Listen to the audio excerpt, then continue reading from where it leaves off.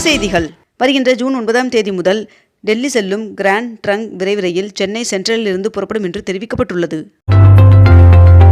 திருவண்ணாமலையில் வருகின்ற 10ஆம் தேதி வைகாசி மாத பௌர்ணமி கிரிவலம் செல்ல உகந்த நேரம் கோவில் நிர்வாகம் அறிவித்துள்ளது.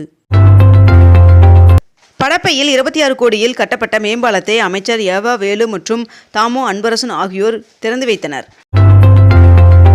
ஜெர்மனி நாட்டின் பெஸ்டோ நிறுவனம் சார்பில் ஓசூரில் 500 கோடி ரூபாயில் கட்டிய தானியங்கி பொருள் உற்பத்தி நிறுவனம் திறந்து வைக்கப்பட்டுள்ளது. பொறியியல் சேர்க்கைக்காக ஜூன் 6ஆம் தேதி வரை விண்ணப்ப பதிவு செய்த மாணவர்கள் தங்களது சான்றிதழ்களை ஜூன் 9ஆம் தேதிக்குள் பதிவேற்றம் செய்யுமாறு கேட்டுக்கொள்ளப்பட்டுள்ளது.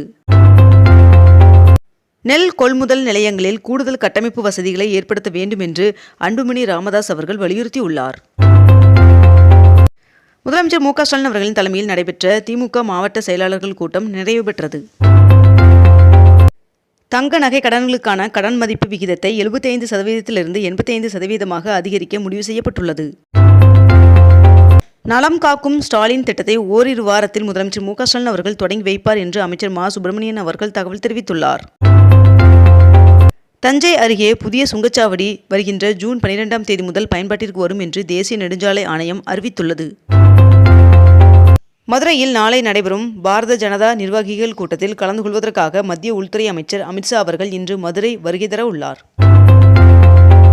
ஜூன் 15 முதல் 17ஆம் தேதி வரை கனடாவில் நடைபெறும் G7 உச்சி மாநாட்டில் பிரதமர் நரேந்திர மோடி அவர்கள் கலந்து கொள்ள உள்ளார் என்று தெரிவிக்கப்பட்டுள்ளது. 22 கேரட் ஆபண தங்கத்தின் விலை சவரனுக்கு ஒரே நாளில் 1200 ரூபாய் குறைந்து ஒரு சவரன் 71,840 ரூபாய்க்கும், அதுவே ஒரு கிராம் 8,980 ரூபாய்க்கும் விற்பனை செய்யப்பட்டு வருகிறது. இதனைத் தொடர்ந்து ஒரு கிராம் வெள்ளியின் விலை 117 ரூபாய்க்கு விற்பனை செய்யப்பட்டு வருகிறது. நாடு முழுவதும் இதுவரை 5,364 பேருக்கு கொரோனா தொற்று உறுதி செய்யப்பட்டுள்ளதாக ஒன்றிய சுகாதார அமைச்சகம் தகவல் தெரிவித்துள்ளது. 1538 கோடியில் 2ஆம் கட்ட மெட்ரோ ரயில் திட்டத்திற்காக 32 மெட்ரோ ரயில்களை தயாரிக்க ஒப்பந்தம் மேற்கொள்ளப்பட்டுள்ளது.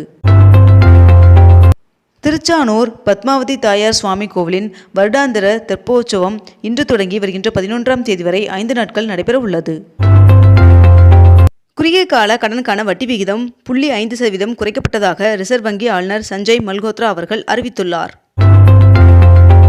சென்னையில் காவல்துறை மேம்பாட்டு பணிக்காக 54 கோடி ரூபாய் ஒதுக்கீடு செய்யப்பட்டுள்ளது. நலம் காக்கும் ஸ்டாலின் திட்டத்தில் ஆண்டிற்கு 1256 உயர் மருத்துவ சேவை முகாம்கள் செயல்படுத்த தமிழ்நாடு அரசு அரசாணை வெளியிட்டுள்ளது. போரூர் பூவிருந்தவல்லி இடையே ஓட்டுநர் இல்லா மெட்ரோ ரயிலில் 3ஆம் கட்ட சோதனை ஓட்டம் தொடங்கி நடைபெற்றது.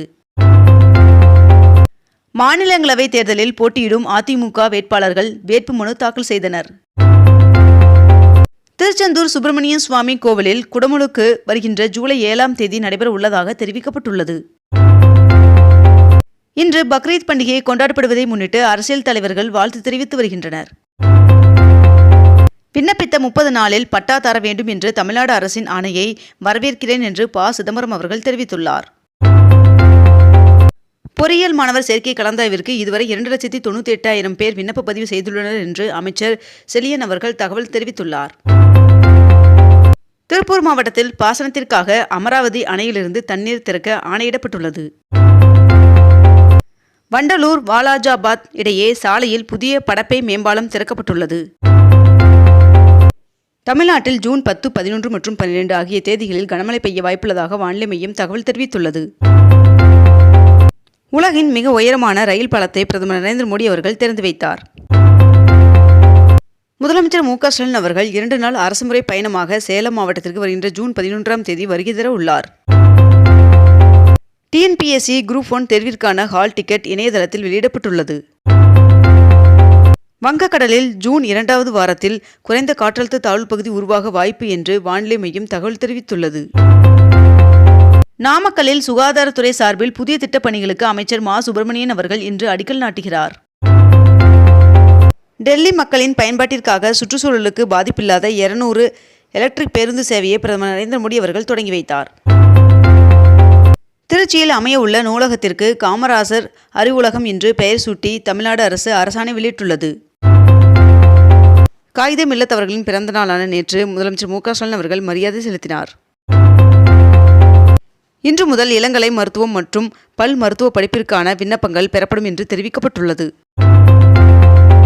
திமுக ஆட்சி பொறுப்பேற்ற இந்த 4 வருடத்தில் மட்டும் இதுவரை 5 லட்சம் கோடி ரூபாய் வருவாயை வணிக வரித்துறை ஈட்டியுள்ளதாக தகவல் தெரிவிக்கப்பட்டுள்ளது.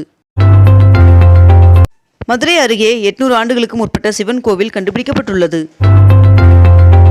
தமிழ்நாடு முழுவதும் 156 வழக்குகளில் தொடர்புடைய 136 சைபர் குற்றவாளிகளை போலீசார் கைது செய்தனர். ஆஸ்திரியாவின் ஆண்ட்ரீஸ் நிறுவனத்துடன் இணைந்து டிஷ்யூ பேப்பர் உற்பத்தியில் TNPL ஈடுபட உள்ளதாக தகவல் வெளியாகியுள்ளது. கூடுவாஞ்சேரியில் 8ஆம் தேதி தனியார் துறை சிறப்பு வேலைவாய்ப்பு முகாம் நடைபெற உள்ளதாக தகவல் வெளியாகியுள்ளது. சென்னையில் மெட்ரோ ரயில் 2ஆம் கட்ட திட்டத்தில் ஓட்டுநர் இல்லாமல் இயக்கப்படும் மெட்ரோ ரயில்களை தயாரிப்பதற்கான ஒப்பந்தம் 1538 கோடி ரூபாய் மதிப்பில் வழங்கப்பட்டது. தமிழ்நாட்டில் வருகின்ற ஜூன் 11ஆம் தேதி வரை ஒரு சில இடங்களில் மிதமான மழைக்கு வாய்ப்புள்ளதாக வானிலை மையம் தகவல் தெரிவித்துள்ளது. தொடர் நீர்வரத்தின் காரணமாக மேட்டூர் அணையின் நீர்மட்டம் 113 அடியை தாண்டியது. உலக சுற்றுச்சூழல் தினத்தை முன்னிட்டு முதலமைச்சர் மு.க. ஸ்டாலின் அவர்கள் மாசு கட்டுப்பாட்டு வாரியத்தின் புதிய மையத்திற்கு அடிக்கல் நாட்டினார்.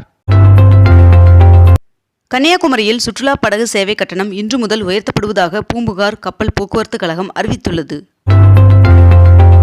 தொகுதி மறுவரையறை குறித்து ஒன்றிய அரசு தெளிவான விளக்கத்தை அளித்தாக வேண்டும் என்று முதலமைச்சர் மு.க. ஸ்டாலின் அவர்கள் தெரிவித்துள்ளார். ஓய்வூதியதாரர்களுக்கு தமிழக அரசால் ஆண்டுதோறும் வழங்கப்படும் பொங்கல் பரிசு தொகை இந்த ஆண்டு உயர்த்தப்பட்டுள்ளது. அடுத்த 5 ஆண்டுகளில் நாட்டில் புதிதாக 75,000 MPBS இடங்கள் உருவாக்கப்படும் என்று ஒன்றிய அமைச்சர் நாட்டா அவர்கள் தெரிவித்துள்ளார். 275 ஆண்டுகளுக்கு பிறகு வருகின்ற 8ஆம் தேதி மகா கும்பாபிஷேகம் காணும் திருவனந்தபுரம் அனந்த பத்மநாத சுவாமி கோவிலின் விழா ஏற்பாடுகள் தீவிரமாக நடைபெற்று வருகிறது. முதலமைச்சர் மு.க. ஸ்டாலின் அவர்கள் நலம் காக்கும் ஸ்டாலின் எனும் திட்டத்தை விரைவில் தொடங்கி வைக்க உள்ளார் என்று அமைச்சர் மா. சுப்பிரமணியன் அவர்கள் தகவல் தெரிவித்துள்ளார். RCB அணி IPL 2025ஆம் ஆண்டு பட்டத்தை வென்றதை கொண்டாடும் நிகழ்வில் ஏற்பட்ட கூட்ட நெரிசலில் 11 ரசிகர்கள் உயிரிழந்த சம்பவத்திற்கு பிரதமர் நரேந்திர மோடி அவர்கள் ஆழ்ந்த இரங்கல் தெரிவித்துள்ளார். சென்னை விமான நிலைய ஓடுபாதைகளில் போக்குவரத்திற்கு இடையூறாக பறக்கும் பறவைகளை விரட்ட தண்டர் பூம்ஸ் என்ற இடி ஓசை எழுப்பக்கூடிய புதிய கருவிகள் செயல்பாட்டிற்கு கொண்டுவரப்பட உள்ளதாக தகவல் வெளியாகியுள்ளது. பதவிக்காலம் நீட்டிப்பில் எந்தவித விதிமீறலும் இல்லை என்று நடிகர் சங்க பொதுச் செயலாளர் விஷால் அவர்கள் ஹைகோர்ட்டில் பதில் மனு தாக்கல் செய்துள்ளார்.